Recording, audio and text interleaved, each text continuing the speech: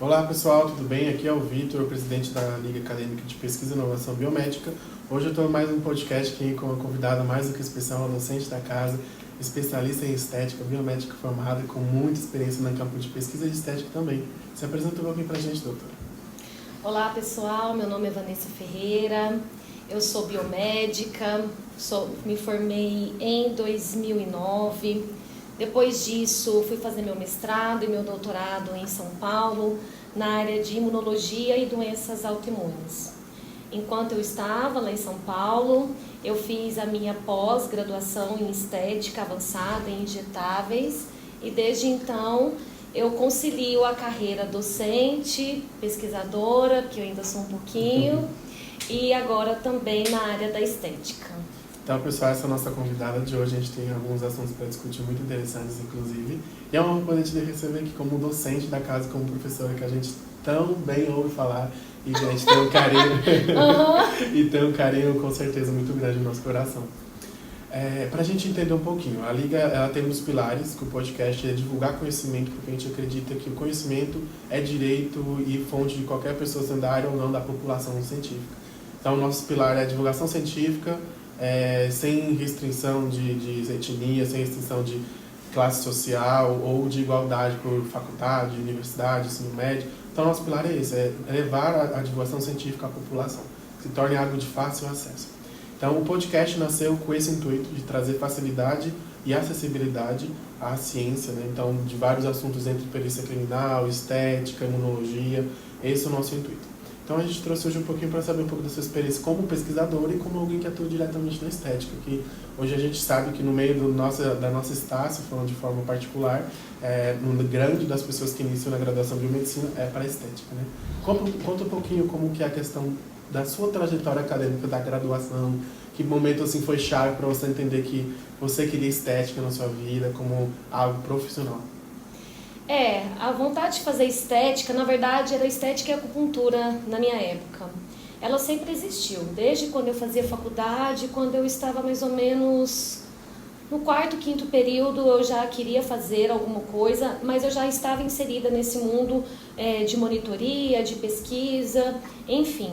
Naquela época, a estética, ela engatinhava ainda, era uma coisa meio perigosa. Fui covarde? Fui. Fiquei com medo, falei, não, eu vou para uma outra opção, minha grande paixão também era a imunologia.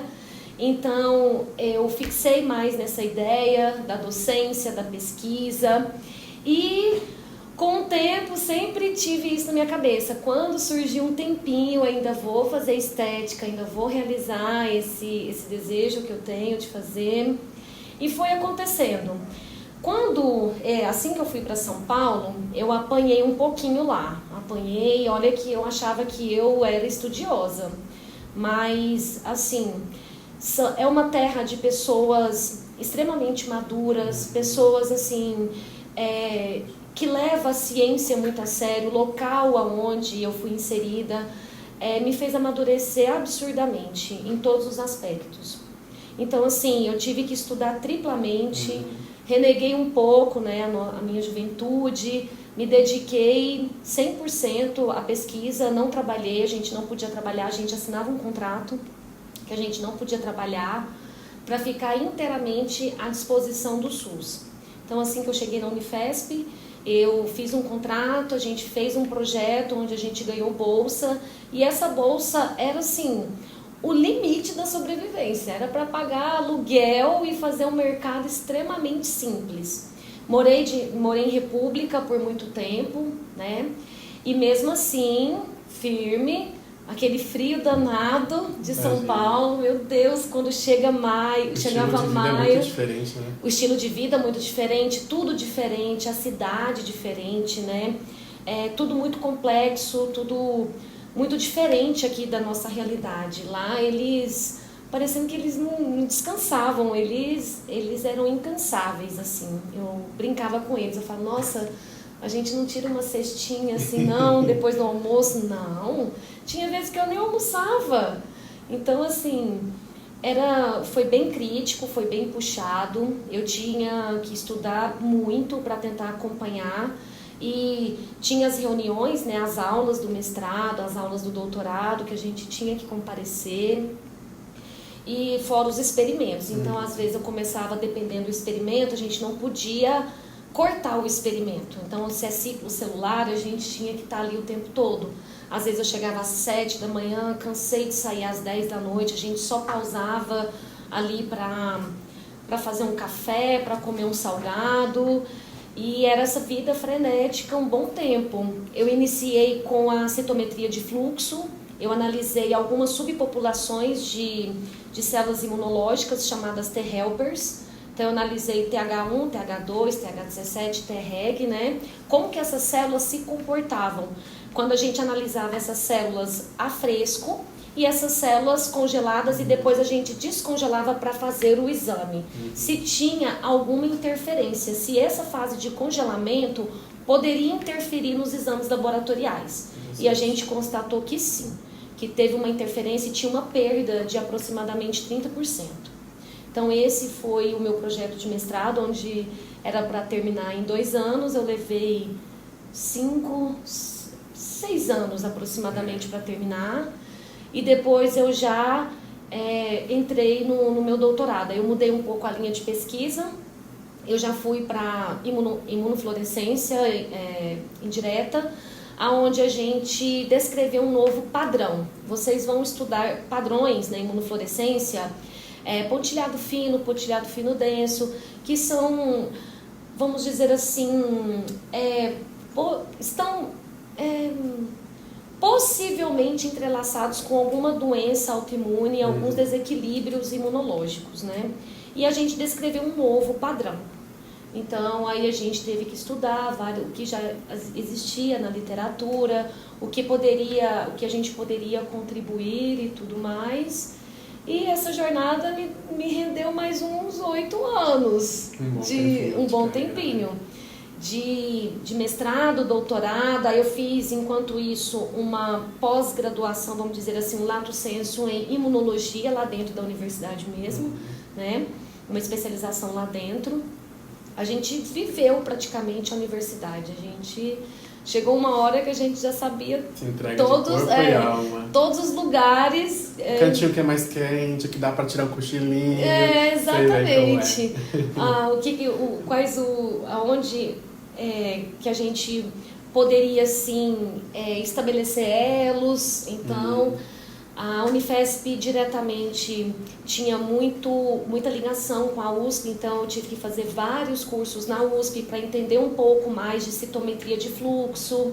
Então, a maioria dos equipamentos de citometria, a gente teve uma base extremamente boa, principalmente quando a gente foi para o laboratório do Dr. Esper Callas, que é uma referência médica muito importante. Sim. Acho que vocês já viram algumas entrevistas com ele, quando tem, geralmente, alguma pandemia, algum surto, então sempre ele está falando, vamos dizer assim, em nome do país, né?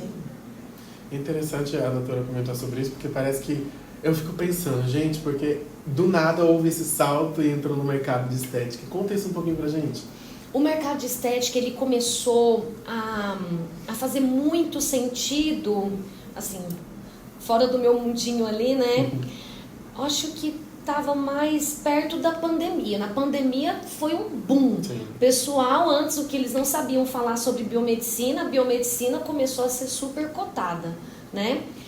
Mas, enquanto eu estava fazendo o doutorado, a hora que o meu doutorado deu uma acalmada, que eu fiquei mais por conta de escrever, então tinha mais escrita, mais leitura e menos, vamos dizer assim, parte experimental, então eu decidi procurar uma pós em estética. Então, na minha busca, eu privilegiei bastante algumas pós-graduações que ofereciam a clínica escola.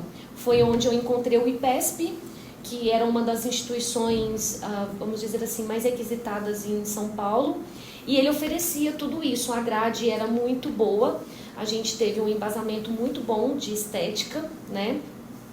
E nessa pós a pós era para terminar em 2 anos. Eu que optei por fazer 2 anos e meio ali para frequentar mais vezes a clínica escola, porque lá tinha as professoras, tinha as tutoras.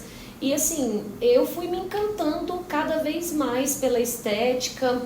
E logo em seguida eu já recebi alguns convites para dar aula, para ser docente nessa parte de estética em São Paulo.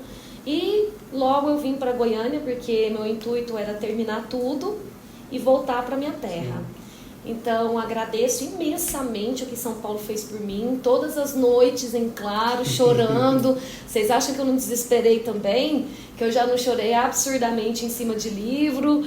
Meu Deus, eu não estou entendendo nada, eu quero ir embora, já fiz minhas... Eu lembro que uma vez eu tinha feito minha mala, realmente eu fiquei muito chateada, que eu só estava trabalhando absurdamente, trabalhando, estudando muito. Eu fiz a minha mala e falei para minha mãe, eu não aguento mais, eu quero ir embora. Não, você não vai vir embora enquanto você não terminar. Teve um período grande da vida da doutora que trabalhou no SUS diretamente com bancada, não teve? Tive, enquanto eu estava fazendo o meu mestrado e doutorado, a gente tinha que frequentar a bancada. Então, assim, o nosso orientador, ele sempre foi maravilhoso, mas ele era bem austero, bem bravo. Então, falava, olha, vocês vão frequentar sim. Então, vamos dizer assim, em virtude da Unifesp ter aberto as portas para mim, que eu não era uma aluna da Unifesp, eu não era paulistana, não era paulista, fiz um processo seletivo e passei, mas mesmo assim, 2 vezes na semana a gente tinha que se dedicar a algum, vamos dizer assim, serviço ligado ao SUS. Principalmente quem era médico atendia, vamos dizer assim, gratuitamente a população, sem receber nada em troca. Quem era do laboratório ficava na bancada por um bom tempo, né? Ou laudando, ou fazendo serviço de bancada, ou participando ali do controle de qualidade, ou cuidando do laboratório, ou sendo um RT ali, vamos dizer assim, né? Cuidando dos equipamentos. Então o nosso orientador pedia muito que a gente ficasse à frente disso, né? Aí depois a minha bolsa foi acabando, não pode deixar de apresentar o projeto, porque a gente faz vários contratos, né? A gente assina, o governo me deu a bolsa de fato e eu precisei concluir todo o meu projeto. Então nessa época eu fiquei sem bolsa e mesmo assim eu tive que concluir o doutorado. Foi onde eu tive que ir para o mercado de trabalho em si, fora da pesquisa, né? Aonde eu frequentei, foi onde eu comecei com os plantões. Então esses plantões foram mais ardios. Aí era plantão 12/36, eu trabalhei uma época num PS da Cracolândia. Foi uma experiência assim chocante, foi muito... Você vê de tudo. A realidade é muito diferente. A realidade, né? muitas coisas assim, quando eu fui para essa área, muita coisa era braçal mesmo, que a gente tinha que fazer, era coleta de sangue, era mexer com equipamento, mas tinha alguns momentos em que alguns exames desafiavam, a gente voltava para casa, tinha que dar uma lida em algumas coisas porque não fazia sentido, e era constantemente estudando para tentar saber ou entender o que aquele exame queria conversar, vamos dizer assim, para a gente. Então muitas vezes eu perguntava para os médicos, eu não estou entendendo por que esse exame deu dessa forma. Então esse debate sempre eu tinha com os médicos, eu gostava muito, eu me sentia mais biomédica quando eu fazia isso. Pedia para eles me explicarem porque não fazia sentido com o que eu estudava. Então assim, foi muito, muito legal essa experiência minha nos plantões, me fez amadurecer muito, né? A gente vê de tudo um pouco, vê muito sofrimento, precisa ter um pouquinho de sangue frio mesmo. Às vezes a emoção tomava conta da gente mesmo, né? A gente ficava com muita dó, a gente sentia quando tinha que laudar algum exame de HIV para uma família, para uma criança, né? Então era muito difícil. Então foi legal para o meu amadurecimento. A experiência foi válida, né? Foi, uma experiência válida. Acho que todo mundo, o que eu sempre digo, primeiro a gente precisa ser analista clínico, para depois a gente decidir para qual área ir. Hoje, na minha rotina estética, sinceramente, na hora da anamnese, é muito mais tranquilo. Eu me sinto muito autoconfiante, por causa da experiência. Então, às vezes eu tenho uma lista de perguntas que eu faço durante a minha consulta. Então, relacionada à alergia, distúrbio circulatório, hormonais, o que isso pode interferir no procedimento, nos preenchimentos. Eu estudei muito tempo a respeito dos produtos, quais os produtos eles estão aptos para aquela pessoa, quais não, quais são mais utilizados para o emagrecimento, para a flacidez. Nenhum corpo é igual ao outro, às vezes eu preciso mesclar algumas técnicas. Então isso vai vindo com muita facilidade quando a gente primeiro é analista, né? Então isso flui melhor. Sim. E nessa trajetória toda veio estética. Veio estética. Aí quando eu estava no finalzinho já da minha carreira científica, eu me dediquei bastante a ela. Tive que deixar algumas aulas de lado, porque eu precisava da experiência de mercado da estética. Foi onde que eu fui para as franquias. Abriram as portas para mim. Né? Temidas franquias. Tem algumas franquias que são perigosas. Tem que tomar cuidado. Algumas coisas assim, alguns absurdos que eu presenciei, mas outros absurdos que era demais e eu pedi para sair, falava que não era daquela forma. O mercado da estética, ele é glamuroso, vamos dizer assim, e muito tentador.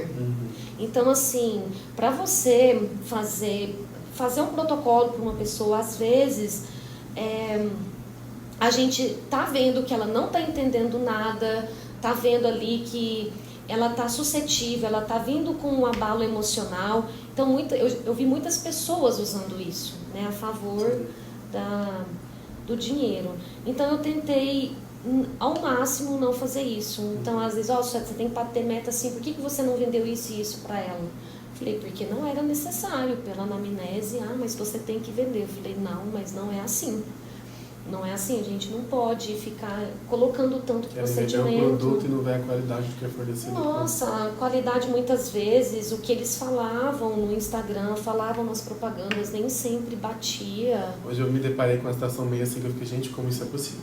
Porque a gente sabe hoje em dia que uma toxina botulínica custa em média de uns 600, 700, 800 reais. Depende muito da faixa do mercado da época, né? Sim. Hoje eu vi uma toxina botulínica no Instagram, um anúncio de 350 reais do Dia das Mães.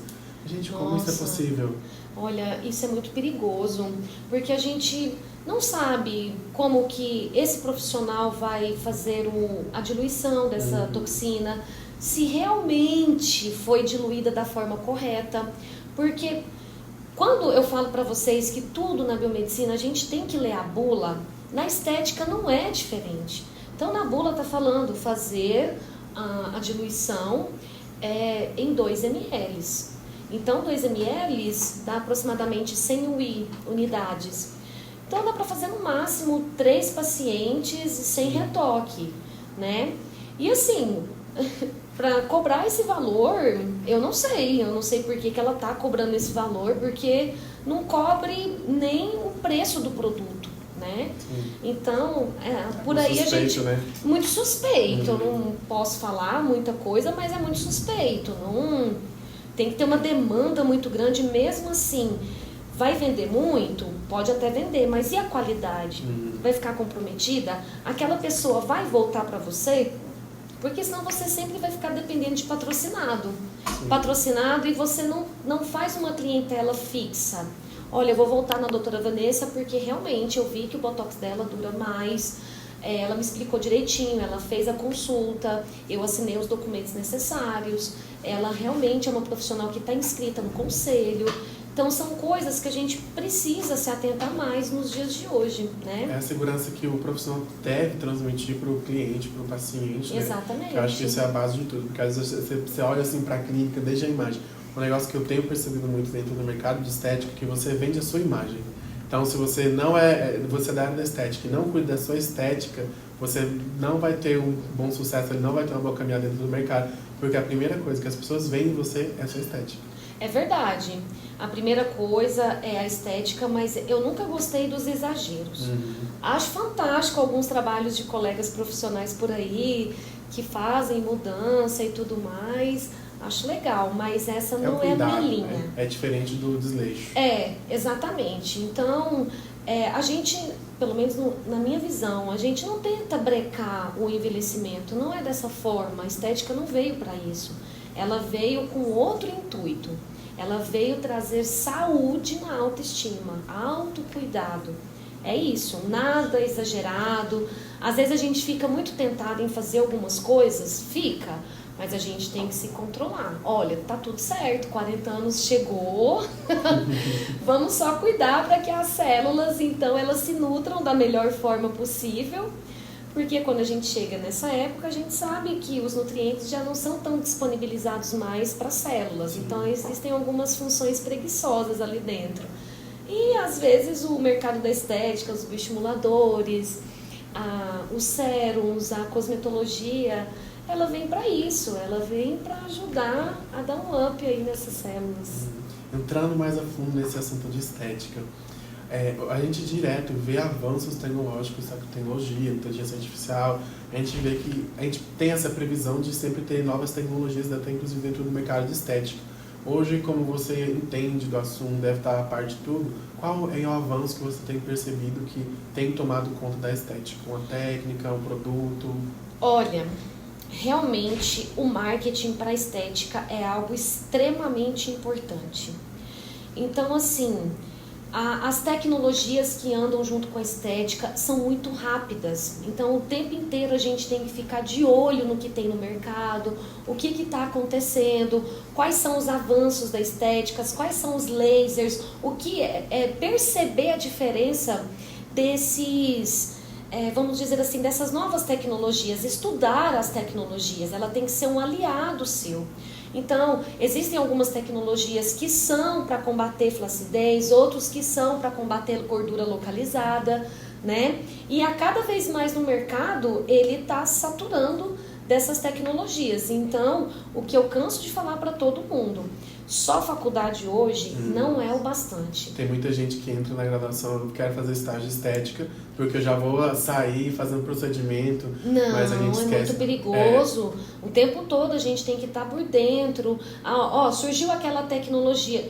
Não ir na conversa do Instagram, na conversa da colega. Então, procurar saber sobre o que ele faz. Ele estimula colágeno?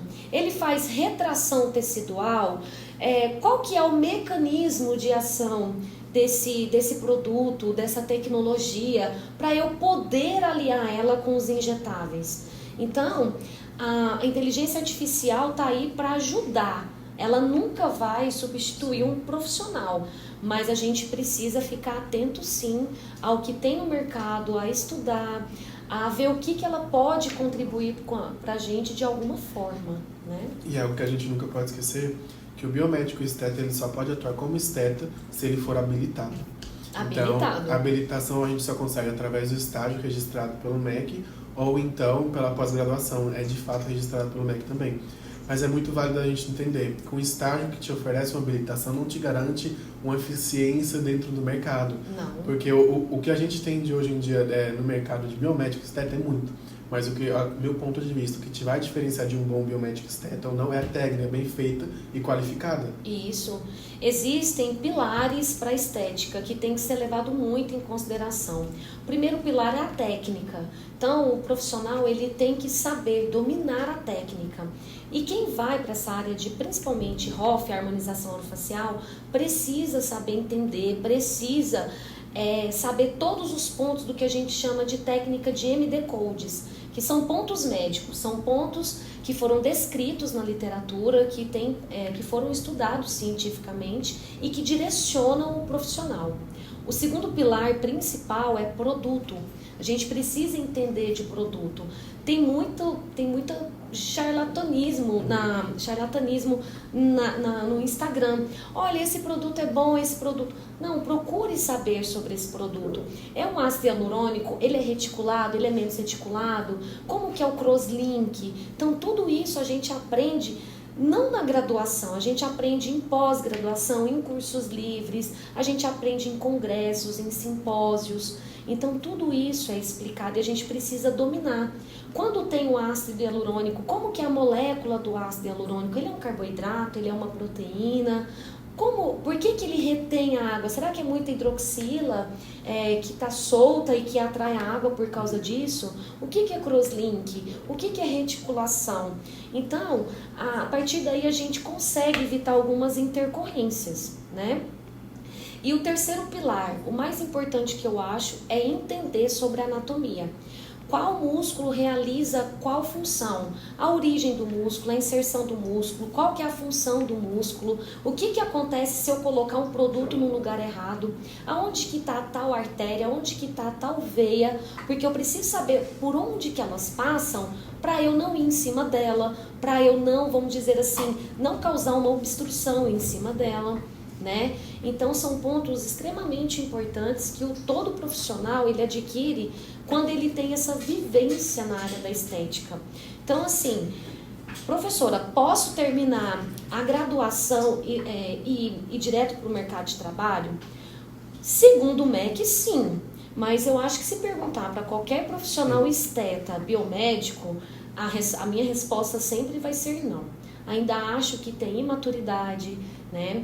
A não ser aquele profissional que já atua na área da estética há muito tempo, que ele veio aqui, ele já veio procurando tudo, ele já veio procurando o foco dele principal, né? Mas assim, não sou a favor. Tem que fazer quantas horas de estágio?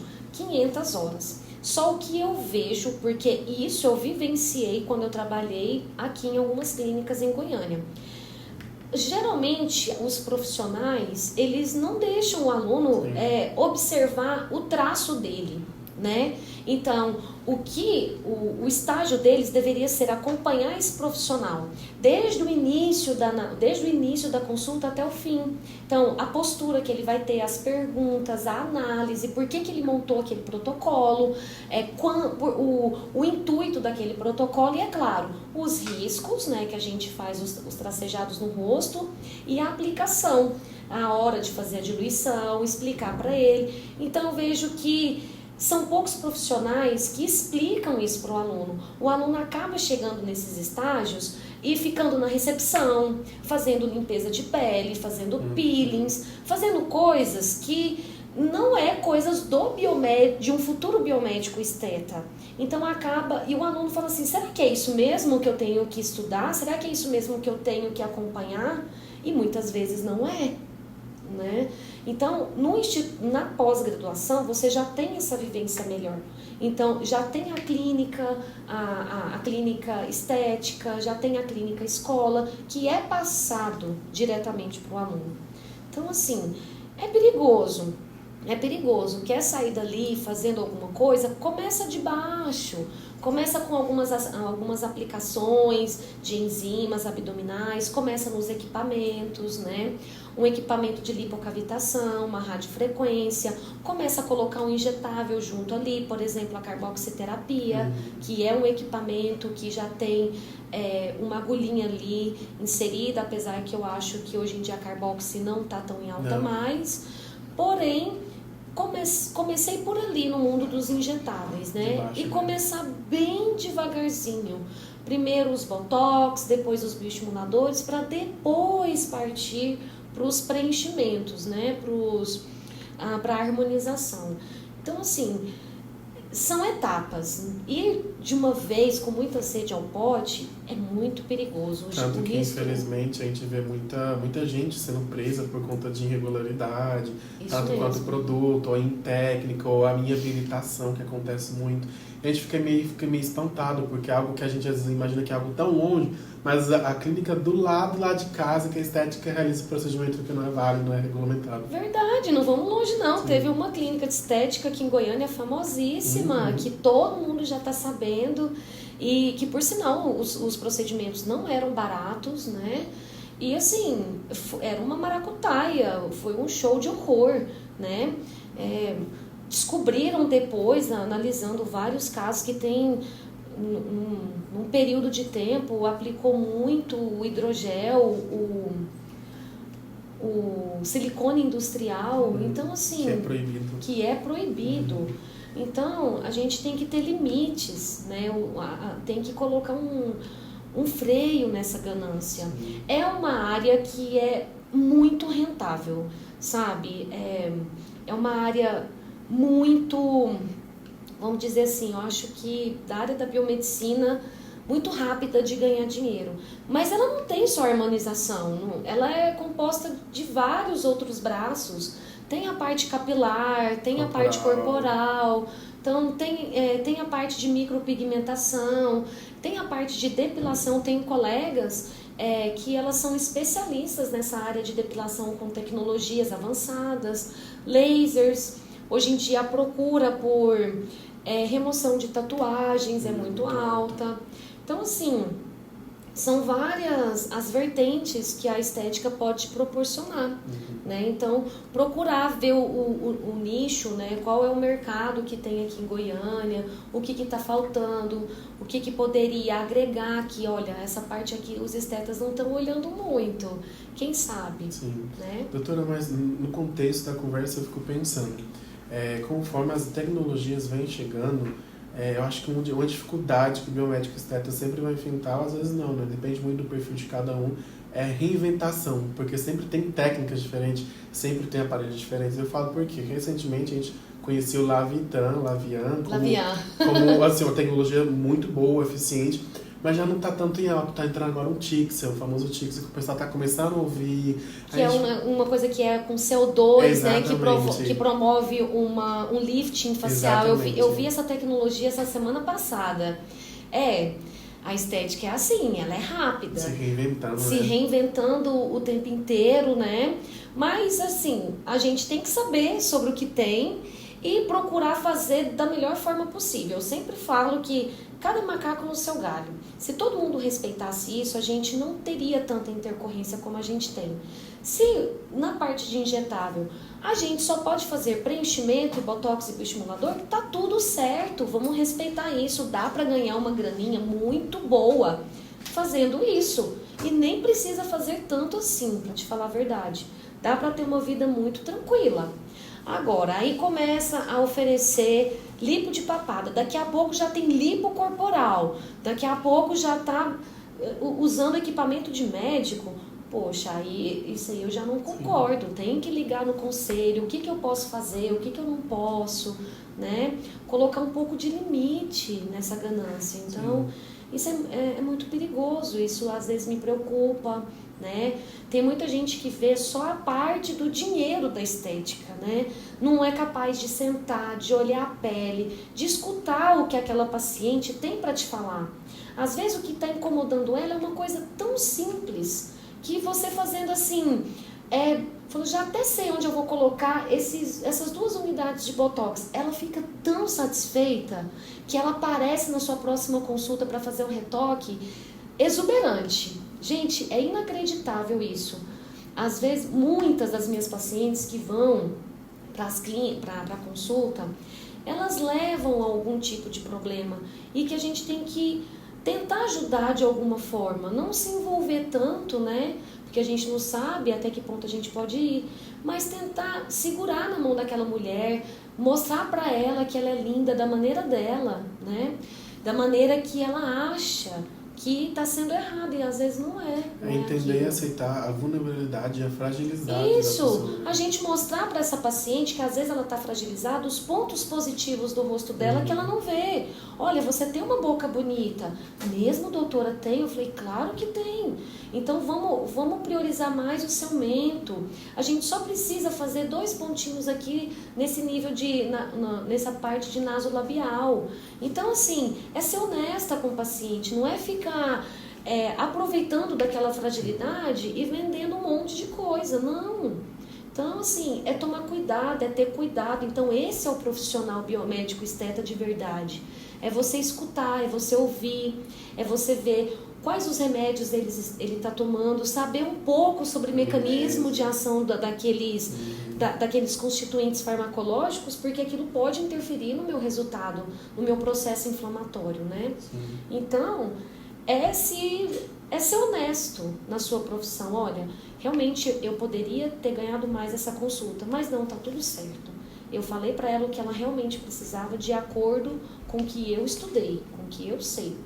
Se está um pouco no início, a gente sempre fica um pouco mais inseguro, faz em 2 sessões, não faz tudo de uma vez não. Olha, vamos fazer uma seringa hoje, a gente vê como que vai ficando na semana, se vai ter inchaço, se vai ter equimose, se vai ter hematoma. A gente vai acompanhando na semana e na semana seguinte você volta já sabendo como que a sua boquinha vai ficar no final e você decide se você quer colocar mais ou menos e aos pouquinhos, né? Quando a gente vai aos pouquinhos e devagarzinho dá certo. E é algo que a gente nunca pode esquecer da famosa amnese, né? E além da amnese, a gente sempre tem que... não é só estética, também a gente tem que ter fundamento de bioquímica, imuno, porque... Tudo! Tem muitos casos que eu já acompanhei, que eu já vi, inclusive em entrevistas famosas, que a pessoa fez um procedimento que geralmente não dá nenhum tipo de intercorrência ou de reação alérgica e a pessoa acaba tendo reação alérgica e a pessoa não sabe como agir na hora e às vezes vem até falecendo, né? É verdade, por exemplo, a hialuronidase, antes da gente colocar esse produto, a gente tem que fazer um teste no antebraço, a gente sempre tem que perguntar para a paciente, né? Olha, você já entrou em contato com veneno de abelha, a abelha já te picou? Não, doutora. E mesmo assim, a gente tem, é a nossa obrigação fazer o teste alérgico, né? Para, se der alguma coisa, claro que a gente torce para que isso não ocorra, mas caso ocorra, e se, né? Então eu sempre tenho que trabalhar com o e se. Todo ano eu compro uma hialuronidase e no final do ano eu quero jogar essa hialuronidase fora. Eu já joguei várias fora. Eu falei, é para isso que ela serve, é para ela ser jogada fora.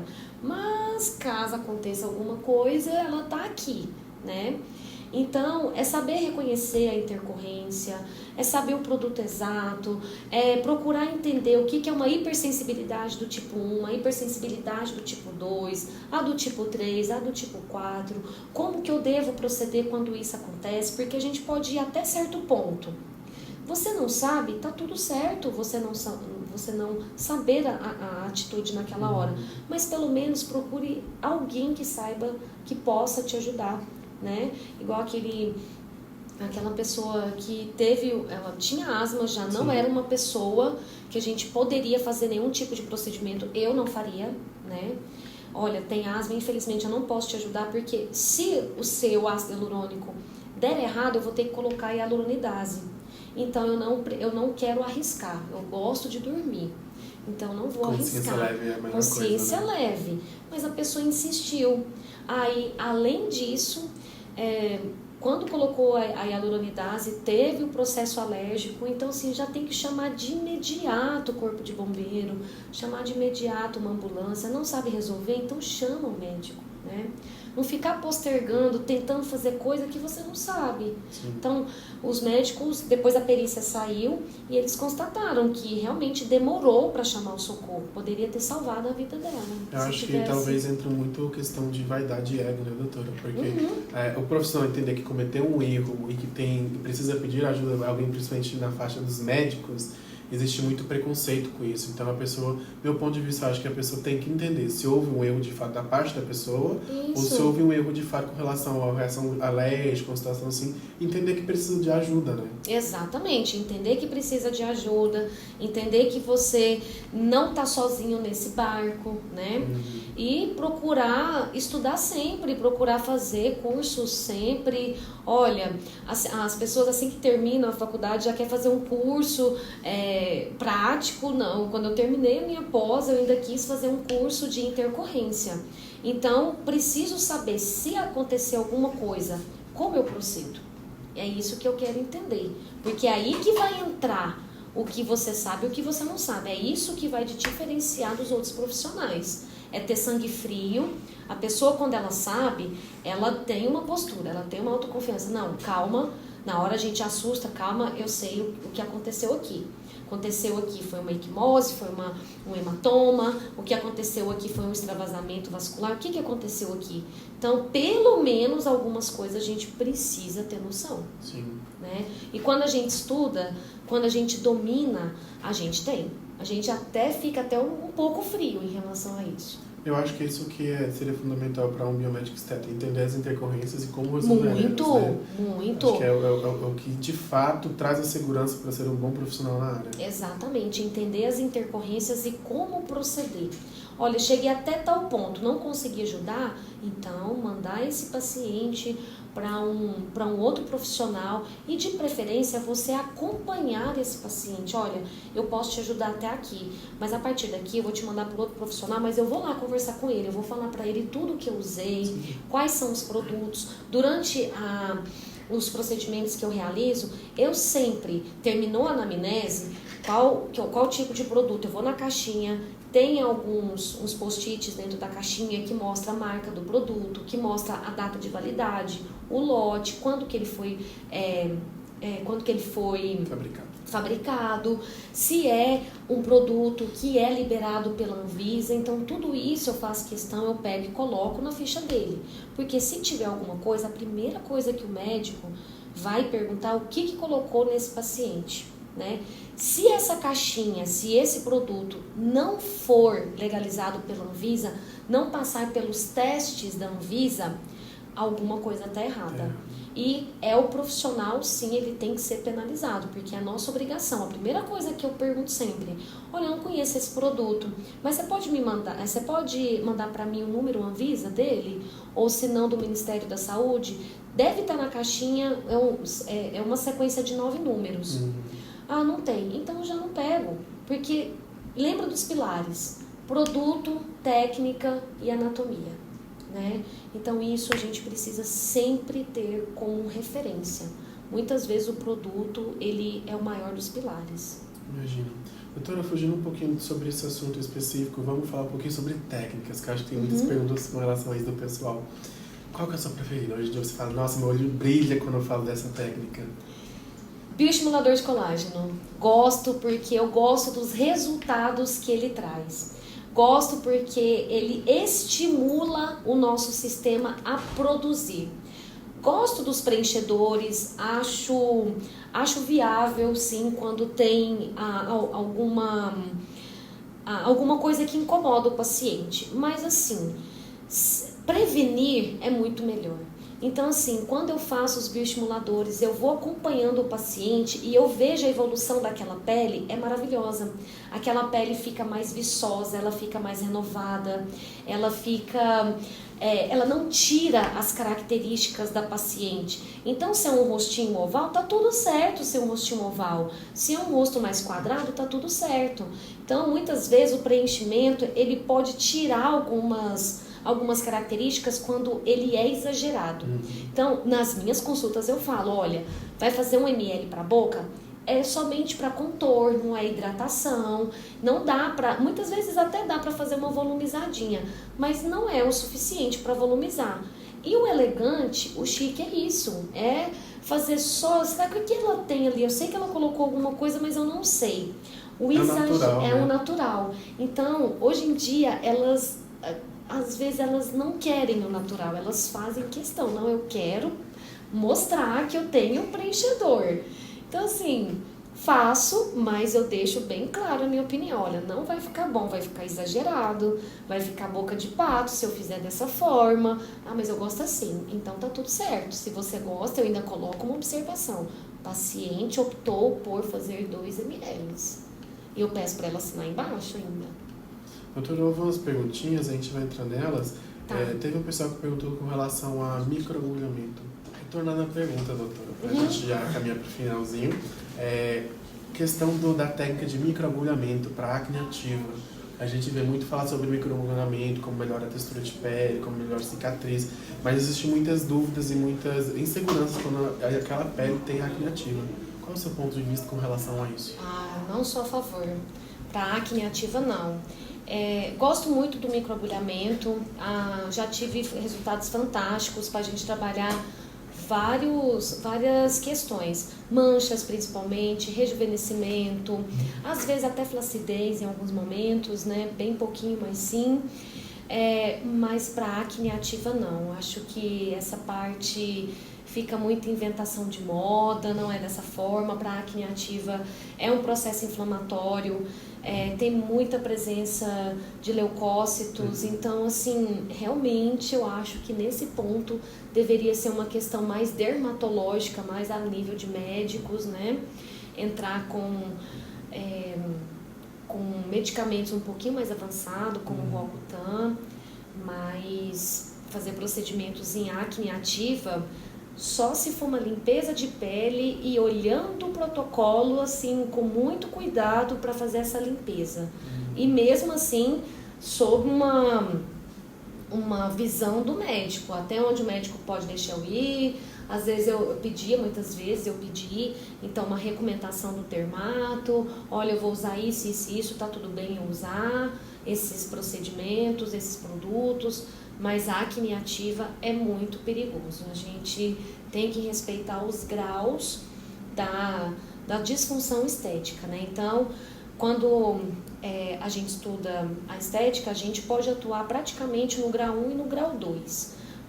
3 para cima, não, aonde que tem pústula, aonde que tem cistos, aonde que tem invasão um pouquinho da derme ali dentro, formando cistos, pápulas, aí a gente não é mais a nossa alçada quanto a isso. Fazer um procedimento desse vai aumentar ainda mais a inflamação que já está presente naquele local. Vai espalhar para as outras regiões, né? Exatamente, sem contar que a gente não sabe o tipo de bactéria que possivelmente pode estar ali, né? Então isso pode cair na corrente sanguínea, pode fazer alguns pontos um pouco mais críticos. Então eu prefiro... É algo muito arriscado e incerto, né? Muito arriscado, muito incerto. É muito, muito arriscado, não. Se fosse para manchas de acne, para poros dilatados, vamos dizer assim, uma renovação celular, é muito bom fazer um microagulhamento com a presença do que a gente chama de drug delivery, né? Que a gente vai microagulhando e colocando um produto, um ativo. Maravilhoso, eu já tive resultados fantásticos. Mas na acne ativa não concordo. Certo. Doutora, e com relação ao skincare perfeito do dia a dia, qual seria o seu conselho? Nossa, para skincare depende muito do tipo de pele do paciente, se ele apresenta uma pele mista, se ele apresenta uma pele oleosa, se é uma pele mais ressecada. Então, para cada tipo de pele, a gente tem, vamos dizer, uma cosmetologia associada, né? Mas assim, o que eu posso dizer de uma maneira geral é sempre procurar saber o tipo de pele. Então, às vezes o esteta pode saber, às vezes não, o esteta sabe o seu tipo de pele, o seu dermato sabe o tipo de pele. Procurar usar produtos que é adequado, ideais para o seu tipo. E nunca fazer, vamos dizer assim, a mistura de vários produtos. Então, sempre lavar o rosto com um sabonete adequado, que é um sabonete facial adequado para o pH do facial, agregado com algum tipo do tônico, também entra aí o quesito do tipo de pele, se é oleosa, mista, seca, né? Procurar usar o tônico ideal para isso. Tem o esfoliante, que eu gosto muito do esfoliante no meu skincare, mas a cada 15 dias, para ter uma limpeza um pouquinho mais profunda, tirar um pouquinho mais daqueles queratinócitos que ainda ficam ali na superfície da pele, né? Logo em seguida, acertar o pH do seu rosto, vamos dizer assim, pode ser o tônico, pode fazer isso. Depois, a pele limpa, seca, hidratada, ir de fato para os produtos, vamos dizer assim, cremes, sérums, né, óleos. Então, vamos supor, segunda, terça e quarta. Segunda eu usar um ácido hialurônico, por exemplo, um Hialo B, né, algum produto à base de ácido hialurônico para eu hidratar aquela pele. Na terça-feira eu usar uma vitamina C e não usar mais nenhum produto.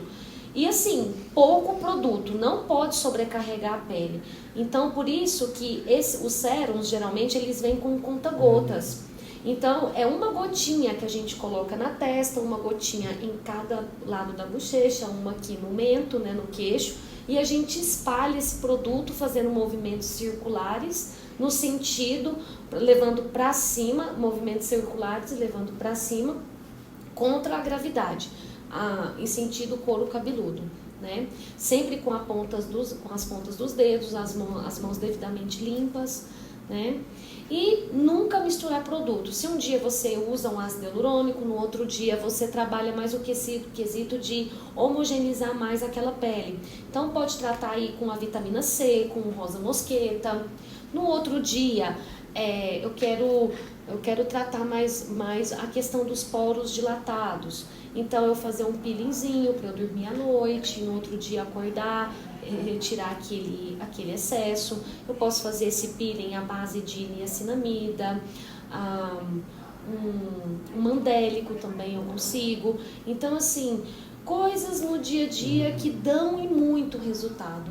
Mas o segredo é não usar qualquer tipo de produto. Infelizmente não são todos os produtos que a gente vê resultados, principalmente dá ênfase àqueles produtos que tem uma farmacêutica por trás, que tem uma farmacêutica não, um laboratório que provou a eficácia daquele tipo de produto que foi lançado, né? Então sempre procurar saber, olhar o rótulo, ter uma consciência melhor. Então tudo isso é durante a anamnese com o profissional, porque a gente sabe analisar, olha, seu tipo de pele é esse, você pode usar esse produto, tira esse, é esse que está dando um crescimento inadequado aí de cravinhos, está tendo um ambiente muito propício para a proliferação de bactéria, é por isso que você está tendo alguns focos inflamatórios na sua pele. Às vezes não. A grande maioria das vezes o paciente chega e eu pergunto, como que você faz o seu skincare? 99% das vezes está errado a maneira que ele usa, os produtos que ele usa, né? Então, é saber entender um pouquinho de cada coisa. E a gente não pode esquecer nunca do famoso protetor solar, né? Protetor solar acima de tudo, nas makes, se possível, sempre priorizar aquela make que oferece um tipo de hidratação além dessa parte de cosmético, ser um cosmecêutico, né, que tem um princípio ativo ali junto, que oferece uma proteção, que oferece uma hidratação. Sempre é extremamente importante o uso do filtro solar. Até mesmo para retardar o envelhecimento, né? Sim, para barrar um pouco os Sim. raios UVA e UVB, que podem prejudicar as fibras de elastina. Doutora, para finalizar, qual é o seu conselho para alguém que entrar na área de estética? Fale uma palavra para instigar, para realmente procurar, fazer as pessoas procurarem de fato o que é de verdade, de qualidade, o que é a melhor formação e não entrar de cara assim no mercado. Olha, a melhor forma, sem dúvida nenhuma, é a gente cair com a cara nos livros mesmo. Procurar entender os mecanismos de ação, a gente procurar entender que dinheiro não é tudo, né? Que, de fato, eu quero fazer estética, eu tenho que proporcionar vamos dizer assim, um estilo para aquela pessoa. Então, eu posso oferecer isso? Eu tenho essa capacidade? O que eu posso fazer por ela? Né? Ouvir, eu posso oferecer, olha, eu sou apto a oferecer determinado produto porque eu entendo daquele produto. Então, sempre procurar ir atrás dos estudos, procurar sempre ficar atualizado no mercado. Estética é maravilhoso, sem dúvida nenhuma. Eu acho que a biomedicina daqui a pouco vai ser estética mesmo. E procurar sempre entender o porquê que você fez toda aquela faculdade, pegar a histologia, levar para a estética, pegar a bioquímica, levar para a estética, pegar a imunologia, trazer para a estética. Tudo isso é extremamente importante na hora de fechar a anamnese do paciente. É isso que esse paciente tem, é isso que ele precisa. Então, entender um pouco mais sobre o mundo analista, para depois a gente pensar nessa parte mais relacionada à beleza. Doutora, muito obrigado pela presença, é uma honra poder te receber aqui, espero que volte em alguns outros momentos também. Claro. Mais do que convidada, a gente tem um carinho muito enorme pela senhora, a senhora sabe disso, então Obrigada. Obrigado mais uma vez e sinta acolhida pela Liga de Pesquisa, sempre que precisar da gente está disposto a ajudar no que for necessário. Maravilhoso, meninos, eu que Muito agradeço, obrigado. foi um prazer ficar aqui com vocês, sempre que precisarem a gente vai conversando, tá certo?